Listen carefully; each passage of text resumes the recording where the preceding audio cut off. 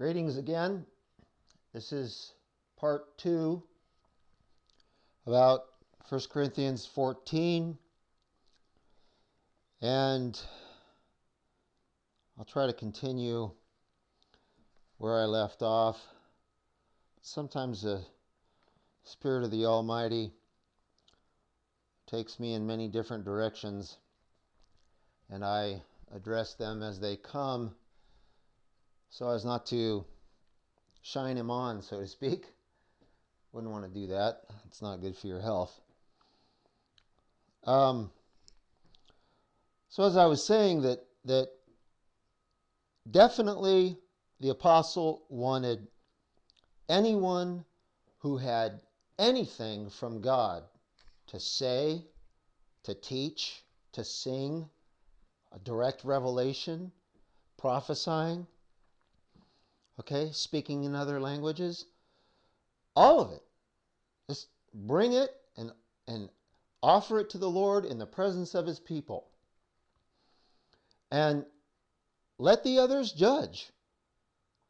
I mean, that doesn't mean that they're going to necessarily approve or disapprove.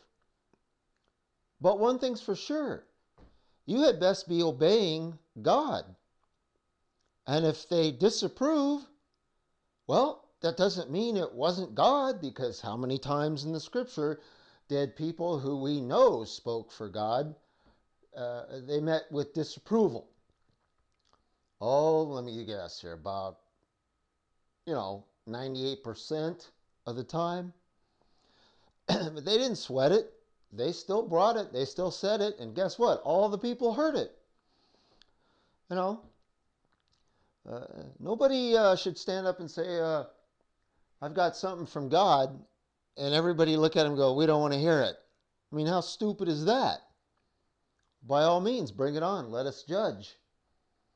Because like I said, if it's from God and you squash the guy and say, no way, we don't do that here. I love that term. We don't do that here. Oh, what? You don't listen to God here? I can tell.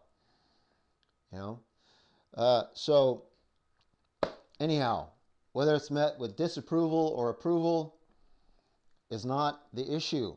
The issue is they should be allowed to speak. And there are times when they shouldn't speak. Like if no one's present to interpret an unknown language, they should be silent and speak in unknown languages or in tongues to God privately, as it were. But that's why the Apostle Paul elsewhere says that,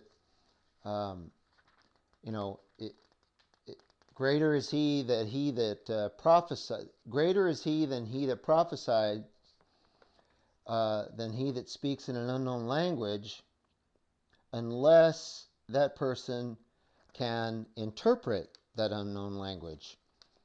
Okay, so, but he does tell us to earnestly desire that you might prophesy.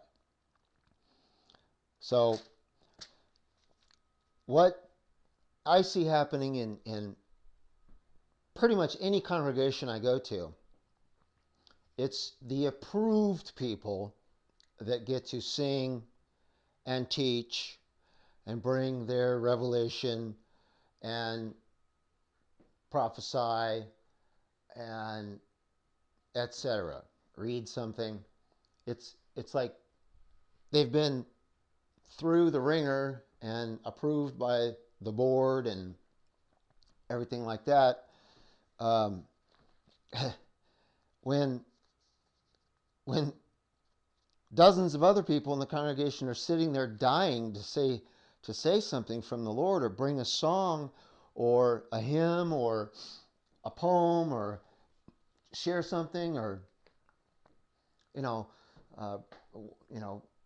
could be 3 or 4 people in the congregation have a revelation from God, and what? They got to sit there and warm a seat, wait for their cookies and coffee, and then take it home with them and never have got to say it, just because some parrot wants to spout off up the pulpit, and some stale prepared message with his PowerPoint presentation, and as if he's the only one in the whole building with anything from God, week after week. Maybe he does have something from God, but does that mean that everybody else is excluded? Not according to the scripture. That ain't happening. But it does happen in a lot of congregations. It's so structured and so predictable that I can tell you what's going to happen before I go there. And it's pretty sad when you're handed a bulletin that's going to tell you what's going to happen. And the overwhelming majority of the bulletins, are basically, it's like a dinner menu. This is what we're serving up here. And if you don't like it, go somewhere else. There's very little time for silent congregational silence, waiting on the Lord, waiting for him to bring his revelation, to bring his song that he wants to give, to minister to his people through teachings that other people have that sit there week after week, and there's just this constant moving right along kind of a thing going on. It's like, okay, here's the welcome to such and such congregation. Okay, we're going to get right into the music, and then some announcements in your bulletin, and next week's campfire meeting, and the latest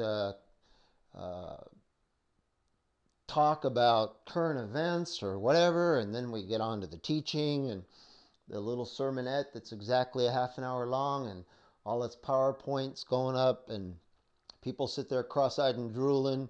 Nobody even brings the scriptures anymore to their church or congregation to follow along. It's like they're busy on their BlackBerry and Blueberry, and just like, it's nauseating. And everything is moved right along so quickly. There is never, hardly ever, a point where nothing's going on, rapidly going on.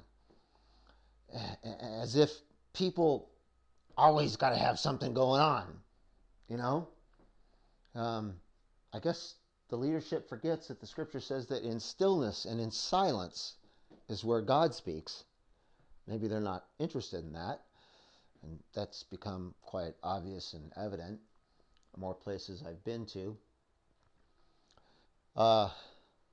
And then, here's the end of the message, and it's all very well orchestrated, and then we got the closing song that fits the theme of the message exactly, that's all been approved, and the Spirit of God is just stifled and squelched. And he's standing on the outside of the building going, yeah, does anybody know those people in there? Does anybody, I know my son's not in there, because I went in there and he ain't there. There's a circus act going on in there. Pardon my sarcasm, but it seems to work well to get a point across. And nobody wants to change any of this. I've been asked about my ideas of a congregation, and what would you have? You got all these things that you notice, so what would you have in a congregation? And I run down what the Lord has revealed to me should go on in a congregation. And Pastor Parrott looks at me and goes, "Whoa, that sounds like a first century congregation or church. Wow, if we did that, it would be revolutionary," he said. And I looked at him, and well, and yes? And he says, well, we can't manage that here. We can't, that's just too revolutionary. People might leave. And I said, uh-huh. Why don't you hold the door open for them then? All right, going to be a part 3.